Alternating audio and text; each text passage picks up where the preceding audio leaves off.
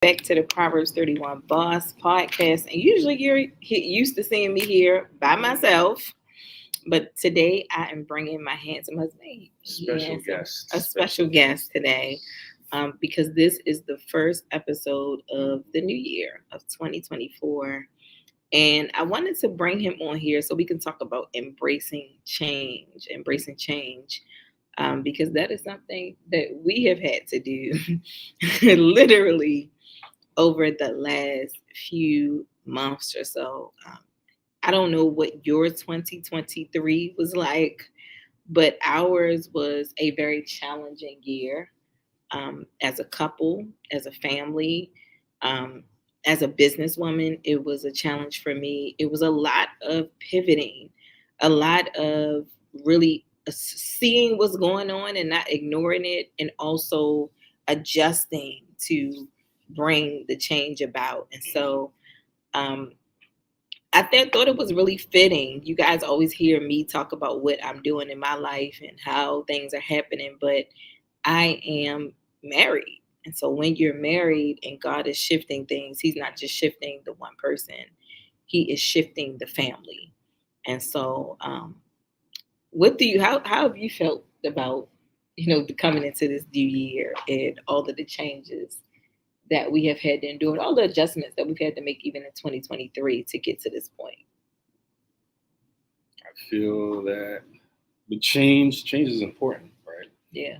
I think that when you get in a state of, I guess, just a flow state, sometimes you get complacent, Mm-hmm. and the complacency also stunts your growth. Yeah. So I think that change is important because as people, we should be, continuing to progress, continuing to take it another level, right? We made it one level, not just being satisfied where we are, but continuing to grow, continuing to change, continuing to evolve.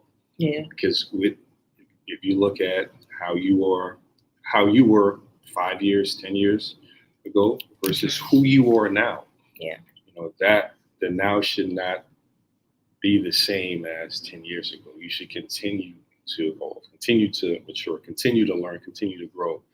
So with that, it does come change, and with change, can be intimidating, can be scary. But the key thing is to embrace it. And sometimes with change, it does come abrupt. Mm-hmm. It shakes things around, moves things around, Mm-hmm. and with that, that's when you really have to stay firm in your faith. Make sure that you stay in front of the Lord. Yeah. Make sure that you stay prayed up. You constantly seek for that direction, and make sure that in that stage of life that you're heading in the right direction. You're heading the right path, and you are trusting in Him. I was just thinking about a podcast that I recorded maybe last week or the week before that, when I was talking about God being your GPS. In this book that I'm reading right now, it talks about like the shaking, like there's no growth without the shaking. And the shaking is like change usually happens at the time where you're most uncomfortable, where you want things to be the way that they used to be and be smooth sailing and simple. But in order to grow at all, to be used by God, you have to embrace change. I even think about like Abraham and Esther and Ruth and every Moses, David, everybody that the Bible used. They had to move away from what was familiar, and they had to embrace change, and that is how they grew into the men and women that God could use. So, we're no different. We have to embrace change, and we also have to be willing to move environments. I don't think anybody that God used was used the way that they needed to do. Even Jesus, they did not stay in the same environment. They had to move in order to see a different version of themselves come alive. And even for me in business, like the clientele has shifted, the team has shifted, the focus has shifted, and the family, the plan has shifted. The way that I relate to God and what I did in previous seasons is not what I'm doing with God right now. And what we're doing in marriage is not the same as it was before. It's just But I have an openness and a willingness, and I didn't always, especially with this last shift.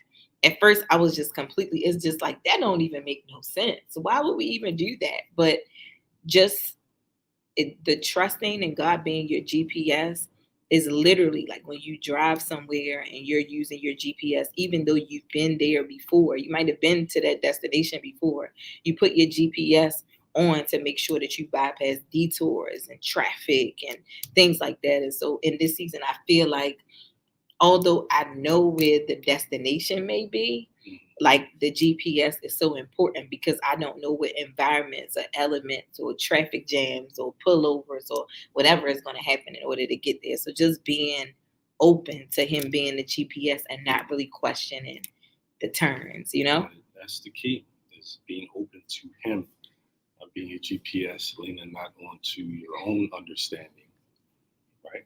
And you acknowledge and trust in him, he will direct your path. Okay, scripture. I think that is a key thing. Years ago, the Lord taught me through a change and shift also that to rely on him and trust him. I was in a state of being elevated from one area of my career to another. And I will say that I became somewhat complacent. Mm-hmm. And the mission that I was trying to accomplish was not the mission that God gave me to accomplish, right? So all that to say is that in that current job state, everything was being turned upside down. Mm-hmm. And I could not understand. I was like, God, right, your plan is not for me to be miserable and not for me to be unhappy, right? So why is this happening? Anytime I would pray to the Lord to have a great day and just basically detail how I wanted my day to go, he would grant that. It would be the best day ever. Then when I would pray to him and I'd say, Lord, above all things, let your will be done in my life today, in my work life. And that would be the most miserable day ever, right? And I couldn't understand. But through that path, I still trusted him. Even though I questioned and said, I don't understand. Do you want me to hate this? But throughout that process, I realized that through the pressure that was being applied to me, that it forced me to get uncomfortable. Mm-hmm. It forced me to seek change where in some instances and positions that I applied for, I probably would not have based on qualifications. Mm-hmm. But I was able to land a position that I did not qualify for at all, that God already had in store for me. One key thing the manager said is that, David, the minute that it was an internal position, she said, the minute you applied for this, and I never met her before, just through reputation, she knew me. She said, the minute you applied for this, I already knew I was going to hire you no matter what your qualifications have or whatever your qualifications were. So that let me know that through being uncomfortable, through that pressure, I was like, look, I'm applying to every and anything, because I got to get out of here, right? Mm-hmm. So you have to trust in the Lord. You can't just lean onto your own understanding. If you do see some pressure being handled in certain situations, you need to take a step back and say, okay, Lord, what are you showing me? Yeah.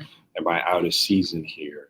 Or is what we are doing, maybe if it's in your marriage, what we're doing as a couple, this isn't working, right? It doesn't mean God is saying, okay, get up and run away. Mm-hmm. But it's, okay, what we're doing is not working. We need new tools. Yeah, we need new tools. In order for us to reach where you have us, right, to have a marriage ministry or whatever it is, mentor the couple. I think he prophesying. What was happening? What's the problem? You understand? Yeah. I think as we bring this podcast for a landing, I think for me the most important thing that I learned in 2023 is that your emotions, your feelings, especially as a Christian, because we always say like it don't matter how you feel. Your emotions, your feelings, what's happening in your environment, all of that matters. And it's not really for you to just figure it out by yourself, but it is something that you need to take to the Lord, because the Lord desires for you to be happy, to be healthy, to be wealthy, to experience peace, all of those things. And when that stuff is not available to you, it doesn't necessarily mean run away from it, but it does mean that you need to seek him. Maybe you're in the wrong environment. Maybe it is out of season.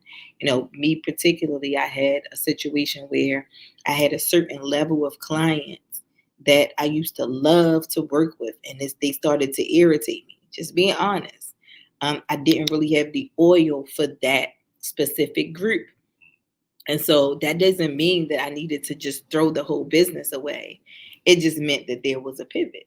It meant that maybe there is a difference. And because as you grow, your clientele changes.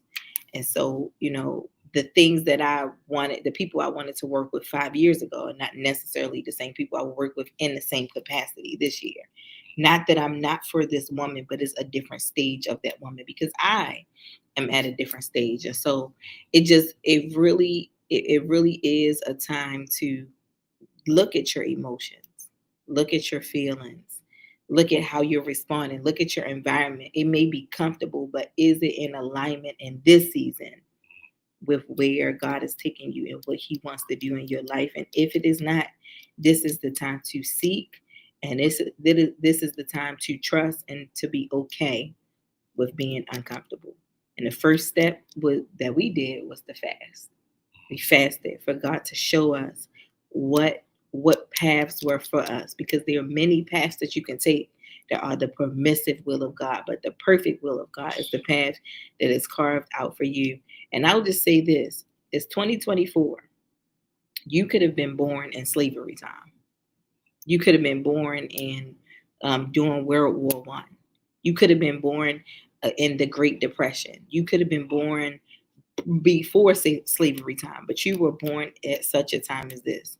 So that means that there's specifically something that God has placed in you, not just in you for the people that are around you now, but for this time and for this season. It is your job to find out what that is. And it is your job to make sure that when you leave here, you have fulfilled that mandate and that mission. And those are the things that I learned from 2023 to make sure that I'm committed to those. What about you? Definitely learning is you have to be intentional about where you're going, right? So as you seek the Lord and as he reveals things to you, it's not just to FYU and to say, okay, cool. Mm-hmm. And that's it. You have to make sure that you're in alignment, make sure that you're putting in the work, you're doing the work, implementing those things. And that by the end of this year, 2024, you should be a different person and more elevated than how you started this year, because you're going to have the tools. Listening to this podcast, you're going to have guidance and direction from the Lord. And you have, the main thing is to stay committed to that road. Things are going to come up, right? We're going to have obstacles throughout and along the way. The key is that you continue to stay the path. And by the end of 2024, as you go into 2025, you're going to look back and feel accomplished and say, you know what, this was a great pivot this year. I'm exactly where the Lord spoke, right? And said that I should be, because as he's guiding and directing me, I'm following, and I'm being obedient. So you're perfectly in alignment to where you need to be. And that's really my goal, and that's what I see from 2023 coming into 2024. Just making sure that I stay in alignment and stay committed to everything that God tells me to do, that I do it right away. No delay. Yeah. Because delayed obedience is still disobedience. Hey, that's right. You have to do it right away. So let me ask you something. This is just a question, because I'm going to close out with this question for myself. What is your mantra or your word or the thing that you're focusing on in this season? And what scripture are you standing on? The thing that I'm focusing on specifically this season is just radical obedience. Radical obedience this season, staying in front of the Lord's face, seeing exactly where he wants me to be, positioning me to be. And for me, I feel like this this season is a run season, man. Mhm. I got my running shoes on. Mhm. Season ago. Listen, and I'm running, putting my head down, and focusing on what the Lord shows me, Yeah. so I can make sure that I continue to be in position with Him. And key scriptures, as I said, is really leaning not onto my own understanding. In those times and spaces where I have things happening around me, shifting, and I find myself speaking out loud and saying, Lord, I don't understand, right? Mhm. Don't understand. I don't see where this is going. I don't see how this is benefiting, right? But then in those moments, just reciting and saying, but I'm going to trust in you. I'm not going to lean on to my own understanding. I'm going to trust that you are guiding me, and just ask for strength in those moments and continue forward. Because I know the end, as He has always done, once you reach the end, you will be able to look back and say, aha, okay, that's what you were doing. I couldn't see it in that moment. I see it now. So knowing that, He doesn't think as we think, right? His mind is not of our mind. His ways are not of our ways. So just trusting that, okay, you have a great master plan. And the King of Kings anyway, right? God of gods, Lord of lords. I trust you that when this all is said and done, that you have the master plan already planned it, and as everything has already been. It's already been written. We just have to do our part to reach there, which is staying in alignment with Him. You just made me think about one time I was at an event and I was speaking, and I thought I was there to pour out to the people, and we were actually touching and agreeing for a breakthrough. You and I, for our family, and there was a group of women that were going around. They were miming and acting out different things for that Christian program, and they had what they said was before they had the event, they had written out these index cards, and there were different scriptures that the Lord told them to write out to give to the women that were at the event. And I thought that they were going to bypass the speaker's table, but the young lady that had the list of cards, she would give to a person. You would see she was praying, and then she would pull out one, and each one had a different scripture. And I was trying to look it up just now, but in that, while they were walking around, the one that they handed me was from the book of Numbers. I don't even remember what scripture it was, but it said, remember when I did it before. Remember when I did it before. And and it was written in crayon, and it went along with their program. And like that was exactly what I needed to hear in that time, because I knew that the Lord had did something similar to what we were standing and standing and touching the ground for Him to do. He had done it before. And although that was written the day before, that's why you had to be obedient to God, because I needed to hear that right at that moment. And I actually saved it. I still have the card. Remember when I did it before, and it was a scripture that was backing it, and it just was like, He got this. He gonna do this. And so, for me, my scripture that I'm standing on this year, and what the word that I'm standing on is preparation. Preparation. I feel, that preparation, only 90% of people, only 10% of people actually prepare. They do. And their presentations are different. How they dress is different. How they show up is different. Their timeliness is different. The level of excellence is different. And so for me, preparing for everything is extremely important, because when we are anointed, we just want to go up and show up and show up based on what we carry. But if we're going to do it excellently, we have to prepare. So preparation is my key word. And then my scripture is, I got it tattooed on myself, Isaiah 43:19. I believe that God is doing a new thing in this season, and that it shall spring forth.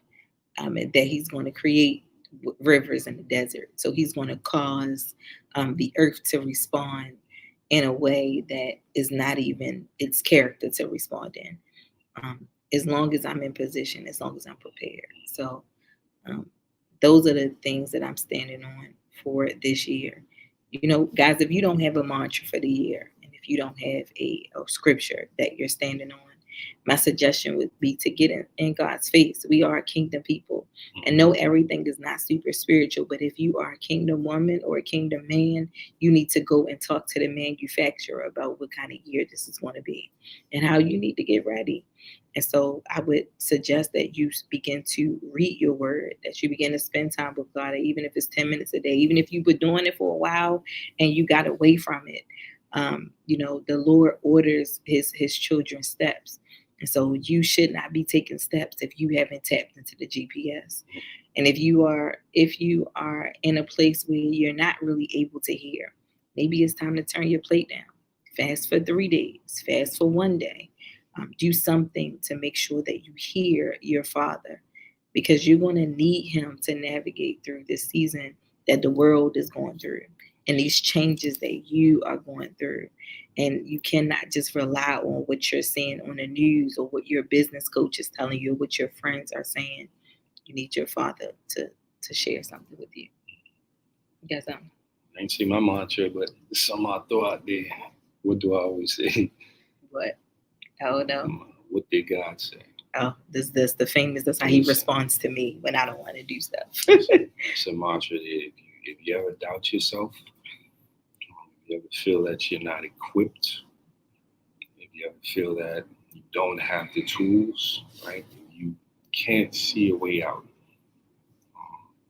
Whatever it is, whatever situation you're in, just really ask yourself, what did God say? Because we see things through our eyes and through our carnal eyes and ways. Mm-hmm. It is the same thing as trusting the Lord with all your heart, right? And leaning not onto your own understanding. What did God say? We're a people of faith. What did God say? If we are letting him guide and direct us and we're trusting in him, what did he say? You'll find in those moments that you can conquer Goliaths, you can move mountains. If you simply just shift your mindset into what did God say. Because whatever you're thinking, right, whatever thoughts you're having that are persuading you to step back, you really position yourself to start thinking that way. What did God say? In that situation, it probably is going to go against those thoughts, right? You can muster up that courage to say, you know what, I'm going to trust and believe that what God said is the truth. Mm-hmm. And I'm going to flow in that. If he said that I'm going to be this, or I'm going to get this position, I'm going to buy this house, or whatever it is, I'm going to be able to progress. If he said that, then he ain't no liar. And so if he said it, okay, let me pull back, regroup, and see, make sure I'm in alignment, and keep working the plan that he put in place for me. That's good. That's good. Earlier this year, not earlier this year, but a couple of weeks ago, I wrote out a list of promises that God made me that I haven't seen yet. And I prayed before, be like projects and stuff. I prayed before I wrote it down. As I was writing, there were some things that seemed out of season, like the season passed.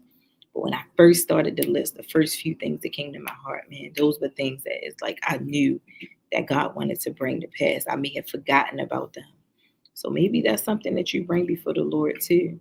We want to thank you guys for getting on this podcast today.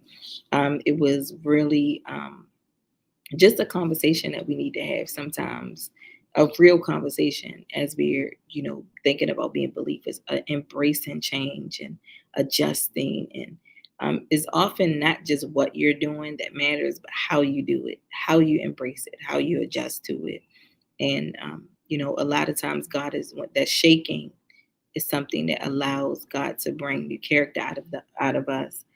This book that I'm reading called Mantle for Greatness by Apostle Joshua Giles. One of the things that he talks about is that the olives from the olive tree If you shake them, they release a poison into the olive, and they can no longer be. I mean, if you pick them, a poison is released into the olive, and it can no longer be used. So a lot of times when an olive is ripe and ready, the tree is shaken so that it can still be used, but there's a shaking that's a part of the process. And so that is the change. That is the change for us. God is not, the world is not going to handpick us and say, you're ready for this. But oftentimes when we feel the shaking, that's when God is requiring us to make some adjustments, because it feels like we're falling, but we're just being used in a different way. So thank you guys for getting on this podcast. I'll see you next week on the Proverbs 31 Boss podcast. And I want to thank my husband for getting impromptu. Listen, embracing change, impromptu. I just asked him to get on, and we are on. So I just want to thank God for this man right here, for being my covering and my best friend. And just so grateful about what God is going to do going into this new year. You guys seek the Lord, get instructions. Do not enter into 2024 how you entered into 2023. Make sure you have the blueprint as much as you can, and make sure God is ordering your steps. You guys be blessed. I'll see you next week.